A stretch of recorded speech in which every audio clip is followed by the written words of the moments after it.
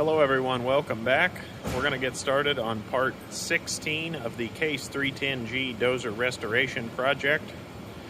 We have done a ton of preparation work. You've seen in the previous video, we have a lot of stuff removed already. We're back to where we started about a month ago. Here are some of the components we've removed. We have our cylinders, we have the sweep arms. We're going to first get started on doing all of the small disconnections for pulling the engine. We're going to bring you along. One of the first things we did was shut our petcock off on our sediment bowl here. We're now going up to the left side of the engine, see if we can disconnect our fuel line and throttle linkage, things of that nature. Here is our fuel supply line right here. It's kind of rubbing right up against the engine block, and it terminates right here on the fuel pump here. Here is our throttle linkage. Not sure if I want to take it back here or take it loose right here. Not sure yet. We'll figure that out as we go along. In the previous video, I talked about, while the fluids were draining, I had about an hour to kill, removing our fuel shutoff on the injection pump, which is right here. This moves back and forth. It corresponds with this right here. I also took it loose right here. I'm going to try to replace that with a bolt of some kind because that flathead screw is getting pretty tired. I also removed our blow-by line. Enough said about that. It's very simple. Just a bracket right here and then a hose clamp. And over here, I have our temperature gauge loose so that we can try to spin this out without destroying it. I believe it works. We'll find out. I'm also going to take detailed pictures of both sides of the engine. These phones are so amazing nowadays. You can really zoom in and get amazing detail, even just snapping a picture from right back here. It's going to help me out a ton in the future. I am going to slide under right behind the bell housing and open up an inspection cover underneath the belly of the beast and give that a good look over. See if there's anything that sticks out at me before I go any farther on pulling the engine. All right, everyone, you can see where I'm at. This is the inspection cover I want to pull. Here's our oil pan, obviously, and here is our flywheel right here. So we're going to take out these bolts right here and we'll bring you along.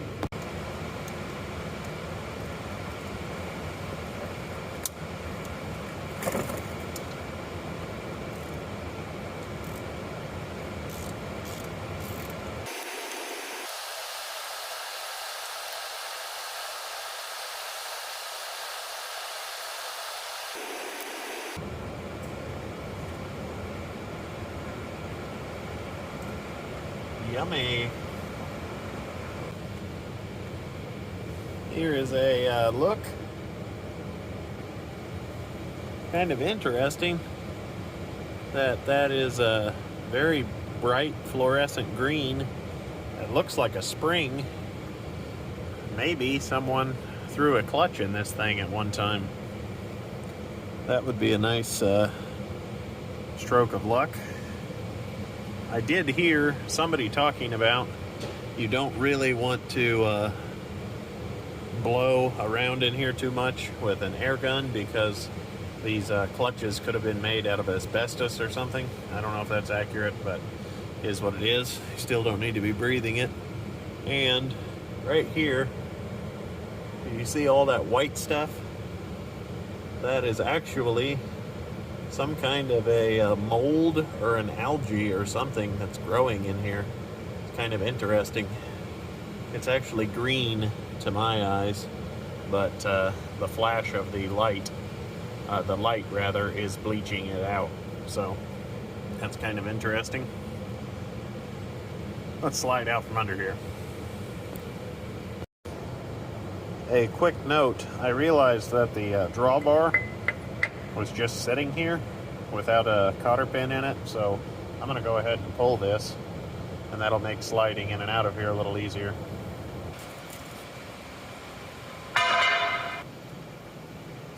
We're going to start with our throttle linkage right here.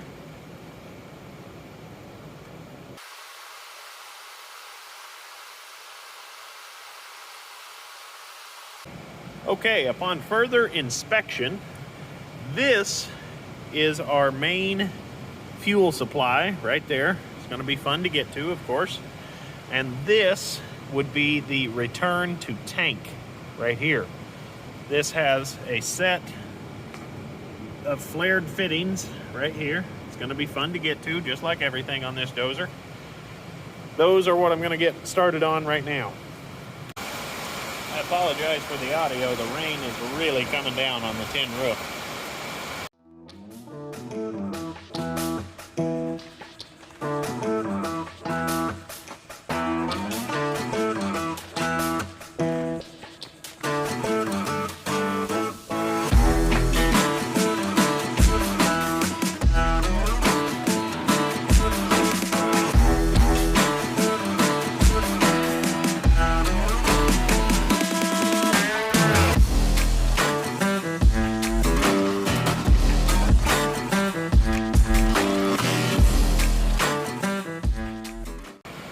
Okay, pardon the audio once again.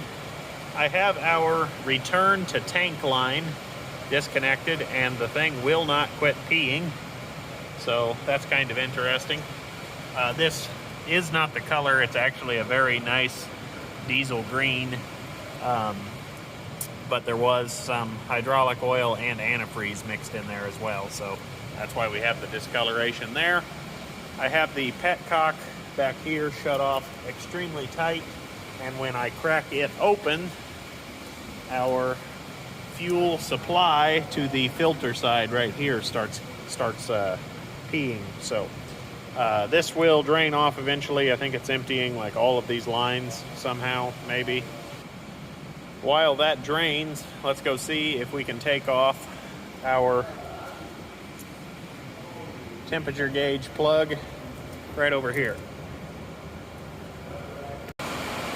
Apologize for the audio, guys, but I'm testing our temperature gauge out right over top of the heater, not letting it touch in case there's any solder or anything like that. But it is creeping right up, so I think we'll try to reuse this girl. Pretty cool. I like it. Alrighty, guys. I think the game plan is to shove this big cattle trough underneath the dozer, let it drain as much as it wants to drain. Then we won't have a ocean of diesel fuel in here. The tank back there is about 3/4 full, so that's kind of annoying. I'm going to pick up the tools, call it a night, and then we'll continue part 16. Probably the following day, maybe. I don't know. Maybe a week from now. I've got enough for part 15. We'll bring you back once we get started. Okay, hello everyone. Welcome back. It has been about a full week since we stepped away from the dozer trying to pull the engine. You saw in a previous video that I made this bracket. I will pop a link up here to that video. Mr. Anderson said it was a little confusing. It was kind of a way to make a video inside of a video and kind of keep the audience engaged. So we also have some new tools. I'm a big fan of these Tecton brand right off Amazon. I'm sure you can get them elsewhere, but they're very cost effective and they seem to work great. I also bought a rigid 3/8 impact. This is second only to Milwaukee, according to Project Farm's channel on who makes the best 3/8 impact. So Rigid had the second runner-up, and we're all Rigid here, so thought I'd grab one and try it out. With that being said, I need to drag our large cattle trough to the rear of the dozer and drain the fuel out of the system. Right here, I'm going to need to cut up a antifreeze jug, throw it underneath of the sediment bowl there, and drain it out this way. So let's get started on that, then we'll organize up some tools. Okay, we have our diesel fuel draining. The cut up antifreeze jug just works again. I love it. Huge fan of that trick. Learned that over on Diesel Creek's channel. And we're draining our diesel fuel right next to that. What could go wrong? A quick look inside the sediment bowl.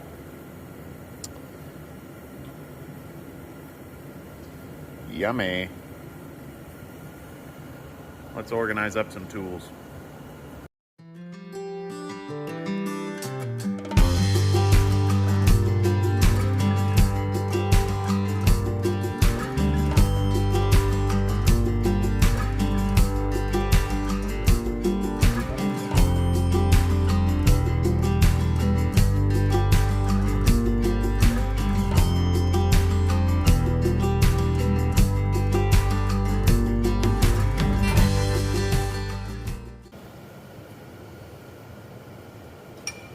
Let's see if our engine clamp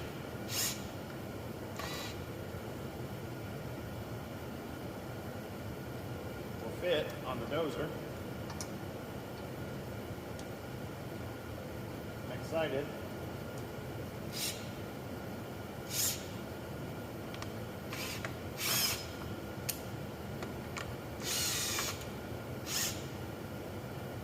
First time using the Rigid 3/8.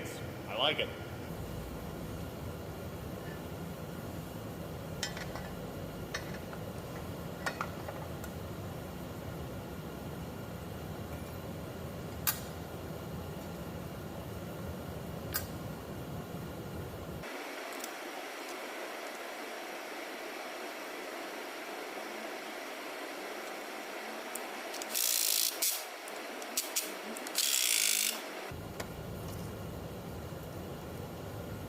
I like it. Okay, we have some oil dry put down. We'll let that do its work. We have our diesel fuel successfully drained. Just a few little drops left. And up there, quite a few years ago, Charlie purchased an engine stand. We have to throw that together. And then, Lord willing and the creeks don't rise, we'll pull the engine out of this girl.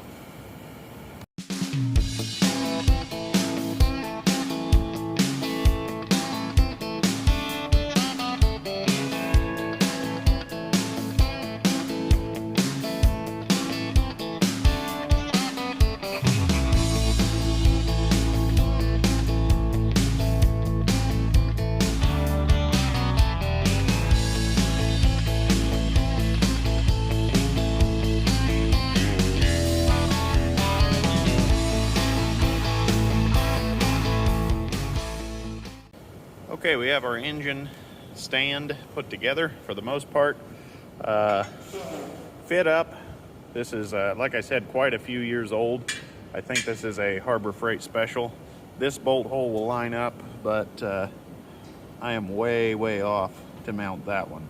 So here you can see that one is just about in line, and we're way off here. So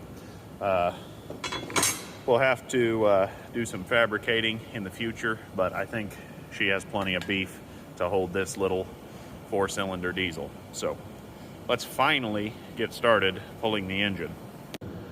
Okay everyone, we are underneath the belly of the beast. These flared fittings right here are starting to round off. So what I'm going to use is my small propane torch, and I'm going to try to heat them as much as I can. I have completely cleaned around everything. I'm going to wipe everything down with paper towels, and then I'm going to heat them up try to crack them loose. Hopefully they come, fingers crossed. And I'm under here with safety glasses on, obviously, and hopefully we don't burn the building down. I did remove the large pail of diesel fuel from behind the unit. Put it way, way far away. We'll have to put that in the waste oil drum later on.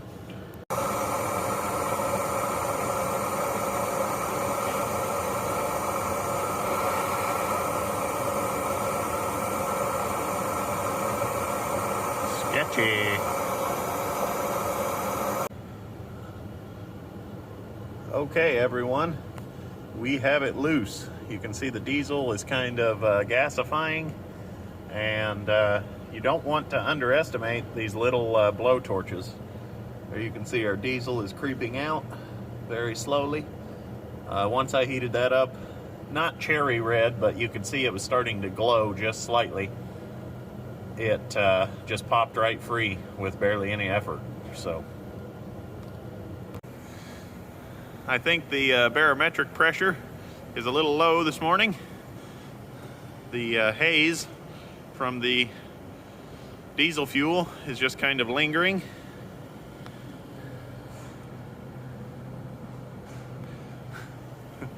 It's kind of cool almost. We'll let that cool. Go ahead and pull that line one step closer to hooking up and pulling the engine. I am glad we took out all the fuel that we did, and we still have quite a gusher going on. Our oil dry here is screenings from clover harvest. There's quite a few videos back in the channel of cutting clover with the 510 Bearcat, and these screenings, we noticed they were much like sawdust, so we kept them around, and they're working really good for oil dry. This right here was the mess we had from cracking the hydraulic lines loose there. It works really well.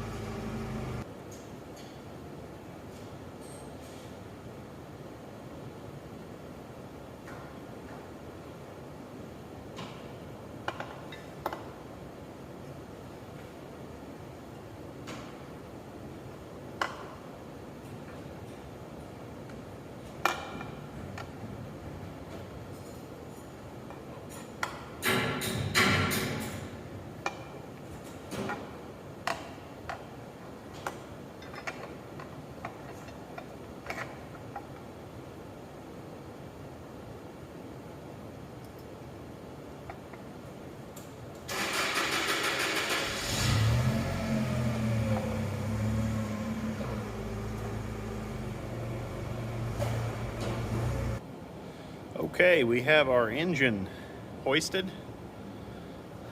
I hope you guys like my cherry picker. Works pretty well. Bracket seems to be holding up. You probably saw in the last bit of footage that the entire engine kind of went like this when I would load it just slightly. So I think we have good tension on everything, not too much, not too little. Going to get started by pulling the support arm under the front of the engine.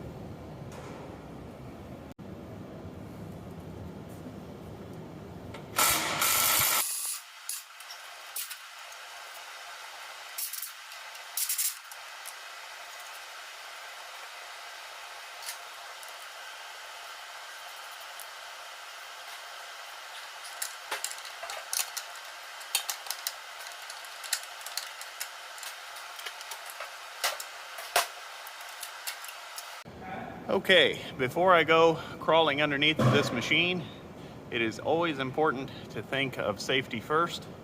I have this unit chained with a nice 5/16 link log chain.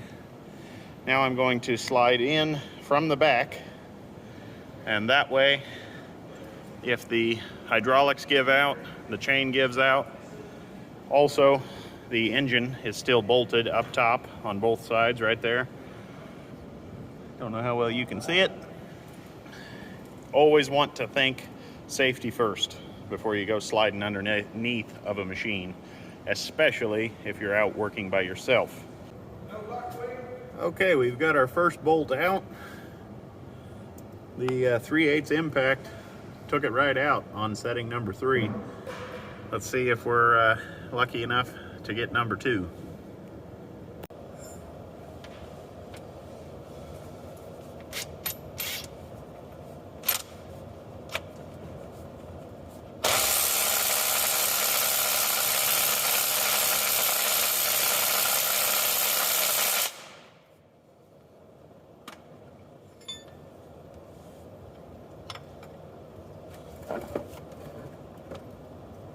Oh yeah. Hey Charlie, throw me that 1/2 inch impact under here, would you? No luck? I don't know yet.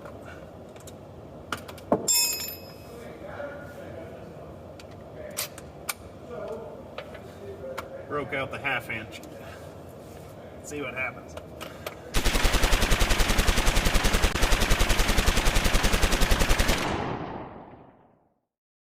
Oh yeah, she's a coming.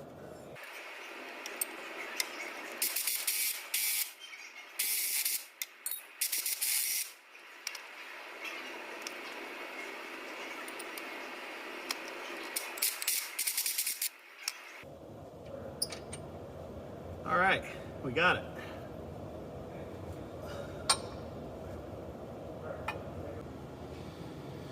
Now for the challenging ones, right back in there. I'm almost wondering if a wobble socket on my subcompact 3/8 would take those babies off. They also have paint on them, so that's awesome. Let's see what happens. I've showed this on the channel before. Sometimes when you only can get a wrench into places, you can grab the exact same size wrench, or in this case, 1 inch. This is a 15/16 wrench, and you can double them up like that. It works really well, but just make sure that you're straight, because they do slip, and your knuckles will not be thanking you.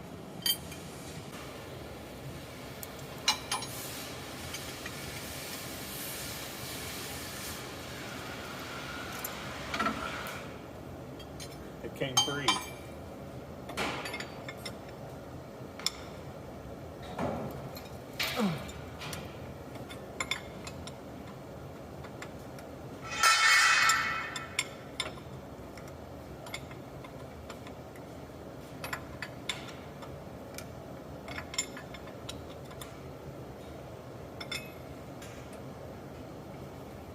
Before we get too far, let's go try the other side.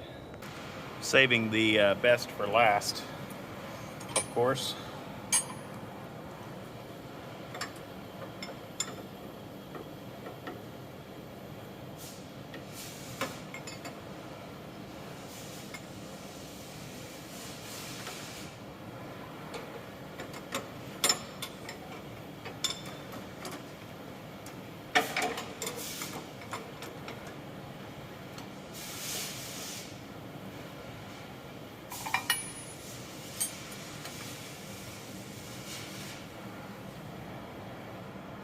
Oh, I think it came, yes.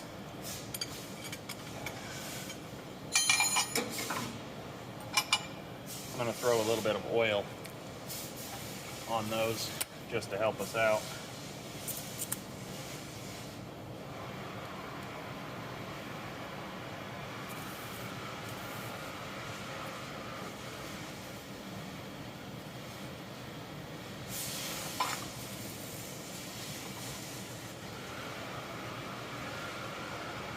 Handy trick I was taught by a friend of mine, Andrew. That's how you store your straw. Never knew what those little slots were for.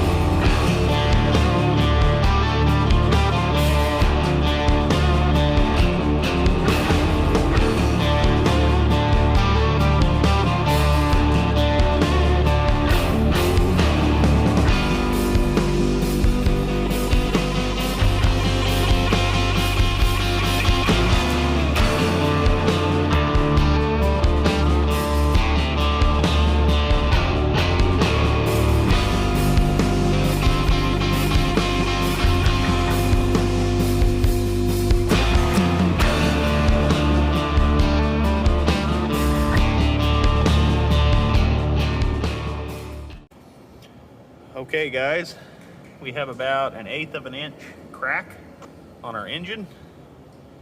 I'm gonna set you guys up on the tripod, and the book never gave me any specs on how thick this plate was supposed to be, but 12 gauge is just a hair under 1/8 of an inch, and I know we're gonna be just fine. It's not going to rip the metal, but it might deform it a little bit. Set you guys up on the tripod, and we are finally going to be pulling the engine, Lord willing. Okay, Charlie's on the forklift. You can see our strap is canted that way just slightly. He'll back up real gentle, and I will try to wiggle the front of the engine, see if we can snake that thing out of there.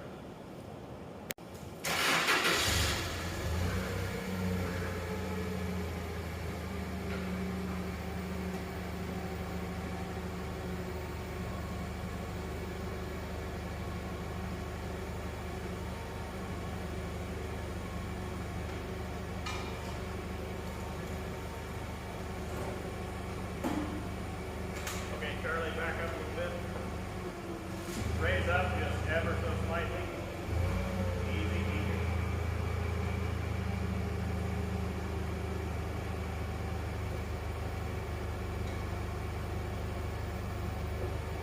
Go down.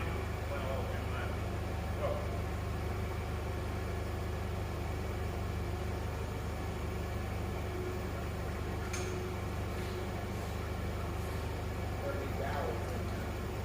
Okay, raise up just a little. You went too much the last time. Way too much again. Whoa.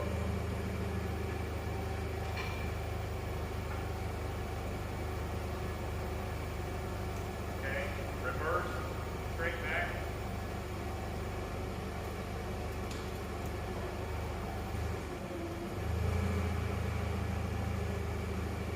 Reverse.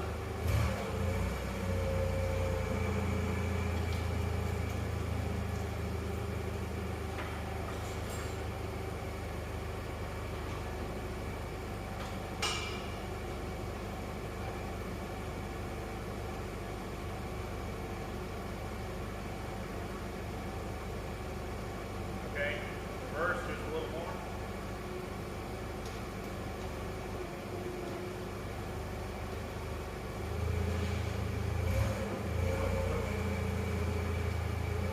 Let me check the other side.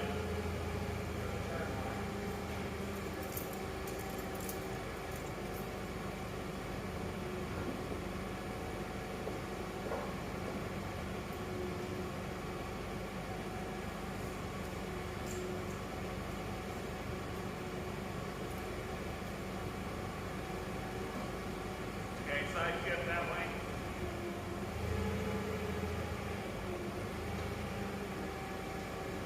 Okay, reverse, dead slow.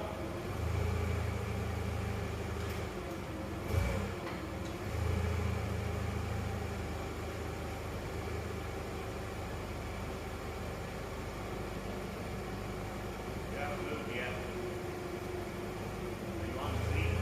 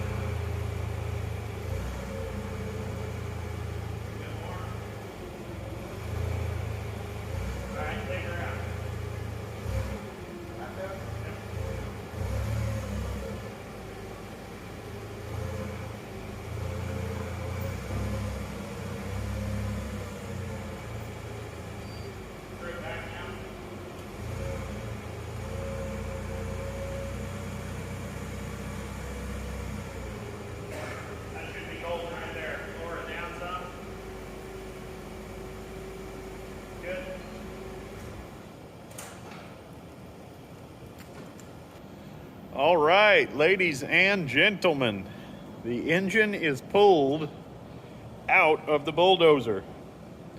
I'm just about certain that hadn't been done since 1965 because all of our yellow paint is gone off of our threads. It is very, very interesting right here. I have like a measuring scale. I've never seen or heard of that before, but maybe you guys know something about it. I don't. This is the first engine I have ever pulled. Of course, I had help from Charlie, and I am just absolutely aglow that this worked out. This is awesome. Awesome, awesome, awesome. I'm going to try to pull the pressure plate and the flywheel so we can get this on the engine stand. And then I need to quit for the day. I have to quit at 2 and it's like 12:44 right now. So I'm gonna throw you guys back on the tripod and take this girl off, see if we can get it mounted. Wish me luck. Quickly, if I get nothing else done, I wanted to show you guys the inside of the belly of the beast. Look at all that nasty grease. Nasty, nasty in there. And it looks like there's a grease zert right there. Probably few people know about. Tons of nasty old grease puked everywhere.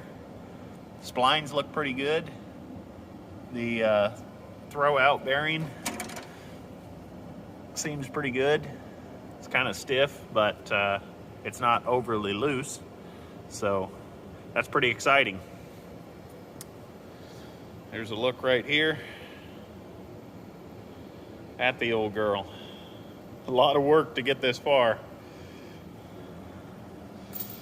I'm gonna keep going. Let's throw you guys on the tripod.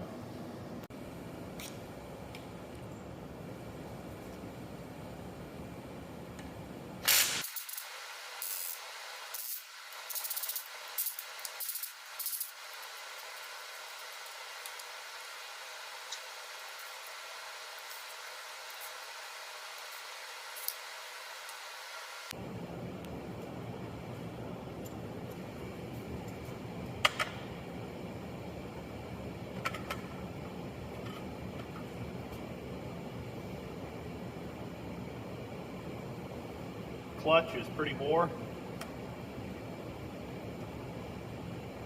Crazy.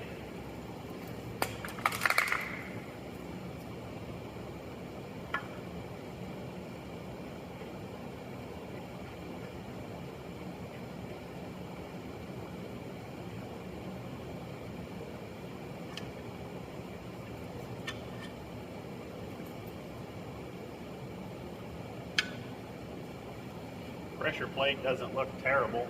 I've seen worse.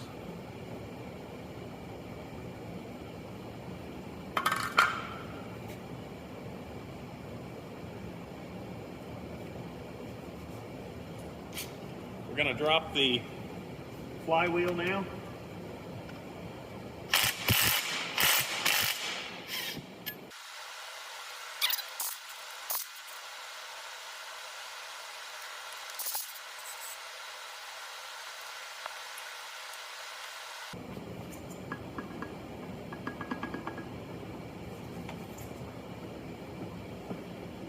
Come on, baby.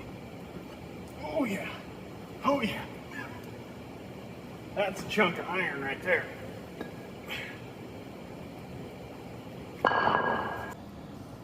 I've heard from several people not to just go nuts with an air nozzle in here because the old clutches could have been made out of asbestos. So there we are. That's freaking awesome. Many, many years. I would say the clutch has got to be at maybe 10% life left in it. I don't know.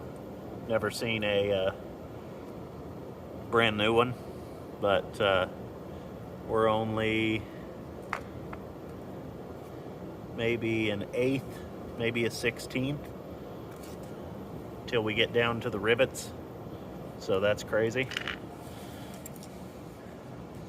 Let's see if we can mount it on the engine stand. Okay, we have the engine mounted on the cheapo stand. It definitely needs some reinforcement. We will work on that. Don't know that I'll make a video on it, but we have the engine out. I'm going to figure out some way to support this thing so I don't walk in here and the engine has taken a catastrophic nosedive, until I can carry this thing over to the main shop and beef it up. I'd like to thank everyone for watching. I know that this is probably a ridiculously long video, but I documented the process. Leave your feedback down below. If the videos are too long, leave a comment. Tell me what I'm doing wrong. I never went to school for this. I'm not a mechanic. I'm just kind of wrenching on an old dozer and having a lot of fun. So, thank you all for watching. Subscribe for more, and we'll see you next time.